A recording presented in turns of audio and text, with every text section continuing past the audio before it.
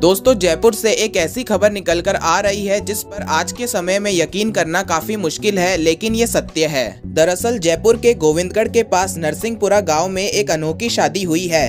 30 साल की पूजा सिंह ने गांव के मंदिर में विराजमान भगवान ठाकुर जी से शादी कर ली। ये शादी 8 दिसंबर को हुई थी और शादी के बाद ठाकुर जी तो फिर से मंदिर में चले गए और पूजा अपने घर में ही रहती है। दोस्तों क्या है ये पूरा मामला और कौन है पूजा सिंह, आगे आपको वीडियो में बताते हैं। तो दोस्तों पूजा सिंह जयपुर के गोविंदगढ़ में रहती है और गोविंदगढ़ के पास ही नरसिंहपुरा गांव में 30 साल पुराने मंदिर में विराजमान ठाकुर जी से उन्होंने शादी कर ली। उन्होंने कहा, मैंने ये शादी अपनी मर्जी से की है, ना कि किसी के दबाव में आकर। उनका कहना है कि वे बचपन से ही विवाहित जीवन में छोटी छोटी बातों पर झगड़े देख रही हैं और इसीलिए उन्हें विवाहित जीवन से नफरत सी हो गई और वे जिंदगी भर कुंवारी भी नहीं रहना चाहती थी, इसीलिए उन्होंने ठाकुर जी से शादी करने का मन बना लिया। दरअसल पूजा सिंह ने अपने ननिहाल में तुलसी विवाह देखा था, तभी से उन्होंने मन बना लिया कि वह भी इसी तरह ठाकुर जी से शादी करेंगी। इसके अलावा पूजा ने बताया कि उनके इस शादी के फैसले से उनके परिवार व रिश्तेदार कोई सहमत नहीं था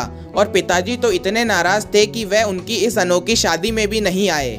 लेकिन जब उन्होंने अपनी मां को बताया कि वह ठाकुर जी से शादी करना चाहती है तो उनकी मां ने उन्हें सहमति दे दी और वह शादी में भी उपस्थित हुई। इस शादी में पूजा के पिता नहीं आए तो पूजा ने उनकी कमी को पूरा करने के लिए तलवार रखी और सभी विधि विधान से इस शादी को संपन्न किया।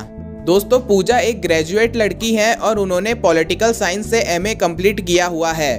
पूजा के 3 छोटे भाई हैं जो कि स्कूल कॉलेज में पढ़ते हैं। इसके अलावा पूजा के पिता एमपी में सिक्योरिटी एजेंसी चलाते हैं। दोस्तों इसके अलावा पूजा ने बताया कि शादी में करीब 3 लाख रुपए खर्च किए गए, जिसमें मंदिर की सजावट की गई, करीब 300 लोगों का भोजन बनवाया गया, सामान्य शादी की रस्में निभाई गई, मंडप भी सजाया गया और मंगल गीत भी गाए और ठाकुर जी की ओर से खुद पूजा ने चंदन की मांग भरी।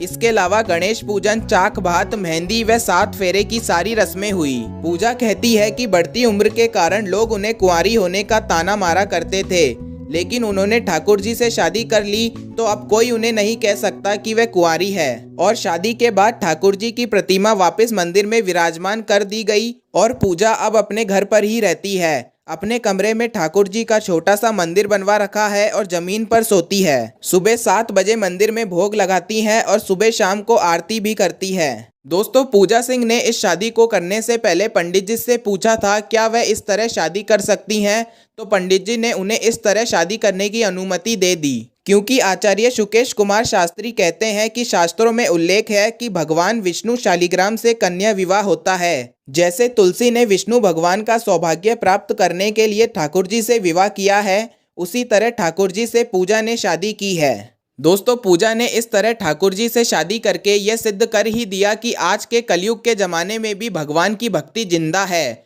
और पूजा इस कलयुग के जमाने की मीरा है। दोस्तों आपका क्या कहना है इस शादी के बारे में, हमें कमेंट में ज़रूर बताएं और इस वीडियो को ज़्यादा से ज़्यादा शेयर करें ताकि सभी को इस अनोखी शादी के बारे में पता चल सके। फिलहाल इस वीडियो में इतना ही, मिलते हैं नेक्स्ट वीडियो में। धन्यवाद।